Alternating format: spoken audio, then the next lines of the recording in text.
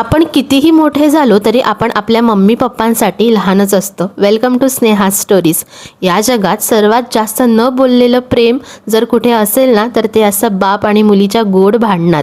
लहान असताना मी अशी होते सुकडी, कारण मी सतत आजारी असायचे. जास्त करून मला ताप भरायचा, पण माझे पप्पा कधीच असे बोलले नाहीत की उद्या सकाळी जाऊ. ते मध्यरात्री 2-3 वाजता पण मला दवाखान्यात घेऊन गेलेले आहेत. 1 किलोमीटर असेल अंतर, तेव्हा तेवढे चालत मला कडेवर घेऊन गेले आहेत, कारण त्यांनी माझ्या आजारपणाबाबतीत कधीच हलगर्जीपणा केलेला नाही. आजही जरी मी आजारी पडले, दिवसातून 10 वेळा कॉल करून विचारतील, गोळ्या घेतल्यास का, जेवलीस का, झोप, आराम कर, असे अनेक प्रश्न. आणि कामावरून पहिले घरी आले की पहिले माझ्या अंगाला हात लावून चेक करणार की ताप कमी झालाय का, त्याशिवाय त्यांचा आवरणार नाही.